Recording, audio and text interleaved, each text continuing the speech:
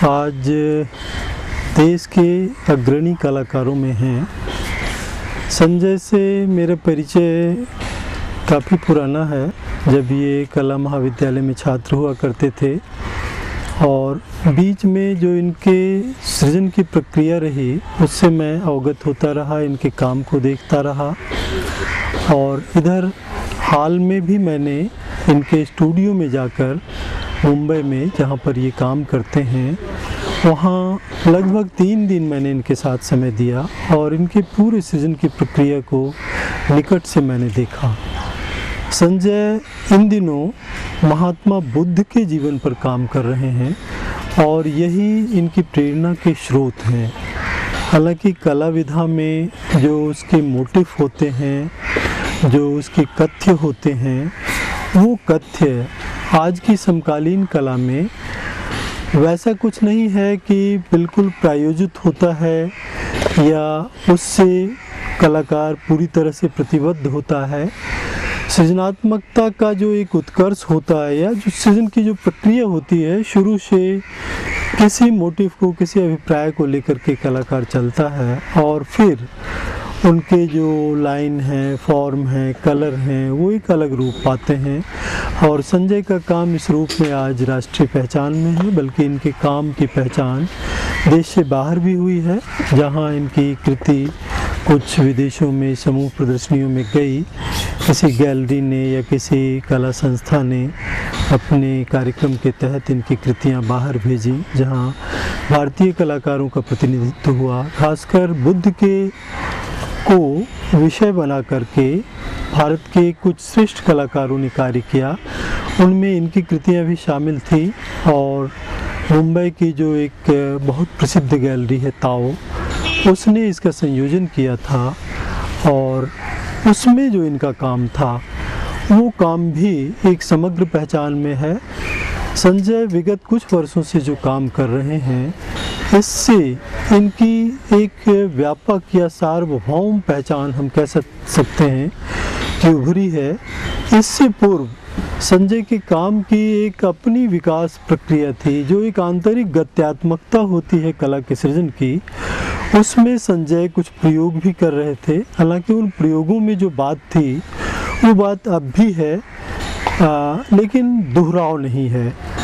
संजय शुरू के दौर में जो काम कर रहे थे वो महज प्रयोग नहीं था, उसमें भी एक क्रिएशन था और उसको हम अलग से देखते हैं।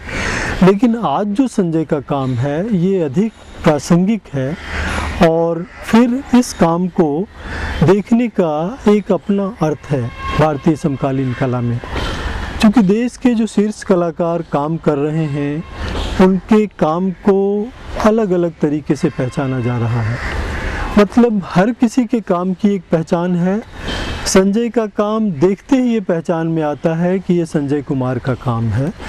और संजय जिस तरह से काम करते हैं, इसके बारे में मैं आपको यहाँ पे बताना चाहूँगा कि संजय आज के कलाकारों की तरह बहुत तेज़ गत्यात्मक तरीके से कार्य नहीं करते। संजय बहुत धैर्यपूर्वक जो इनका फलक होता है, कागज़ अथवा कैनवास, इन पर जो भी इनके माध्यम हैं, चाहे ये परमानेंट मार्कर से काम कर रहे हों या फिर सॉस इमेज ला रहे हों, जो फिर एक पाउडर होता है काले रंग का, उसके प्रभावों को अंकित कर रहे हों, तो ये काफ़ी सांसें रोक करके अपने स्टूडियो में काम करते हैं। यहाँ तक कि पंखे भी बंद होते हैं और खिड़कियाँ भी बंद होती हैं। तो एक साधना का काम होता है ये।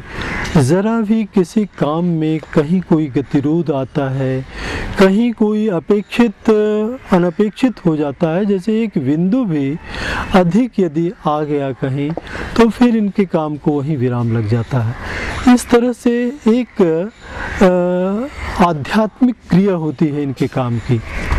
ऐसा नहीं है कि ये बुद्ध और आध्यात्म का जो एक रिश्ता है, उस तरह से आध्यात्म का रिश्ता इनका है। इनके सृजन के साथ इनके आध्यात्म का रिश्ता है कि ये जो सृजन करते हैं उसमें आध्यात्म है। क्योंकि जब तक ये केंद्रित नहीं होंगे तो इनके काम का जो प्रभाव है या काम का जो प्रकार है कह लीजिए, उस काम के प्रकार को एक अंजाम तक पहुंचाना, उसे पराकाष्ठा तक ले जाना संभव नहीं है। तो संजय आज की तारीख में पूरे देश में नहीं पूरी दुनिया में अकेले हैं जो इस तरह का काम कर रहे हैं। और इधर संजय ने कुछ प्रयोगात्मक कार्य शुरू किए हैं, जैसे पटना में जो कार्य संजय का चल रहा है इन दिनों, उसमें बुद्ध की जो विपासना क्रिया थी उस पर इन्होंने एक नया कार्य किया है, जिसमें जो भिक्षा पात्र हैं उसके भीतर कुछ क्रिएशन, कुछ सृजन और कुछ नई दृष्टि से कार्य किया है, जो संभवतः ईसा पूर्व की शताब्दियों से लेके अब तक महात्मा बुद्ध पे जितने सृजन कार्य हुए भारत में, एशियाई देशों में और दुनिया के कुछ और देशों में, उनसे भिन्न है यह कार्य। और ये कार्य बिल्कुल अद्यतन रचनात्मक कार्य हम इसे कह सकते, क्योंकि जहाँ तक लोगों की दृष्टि नहीं जा सकी थी अब तक बुद्ध के जीवन पर किए गए कार्यों में या बुद्ध के दर्शन को लेकर किए गए कार्यों में, वो कार्य मैं समझता हूँ कि इसमें सामने आएगा। जहाँ तक संजय के व्यक्तित्व का सवाल है, संजय का व्यक्तित्व अपने आप में अनूठा है, लेकिन जैसा कि होता है ज़्यादातर कलाकारों के व्यक्तित्व में कुछ बातें होती हैं जो आम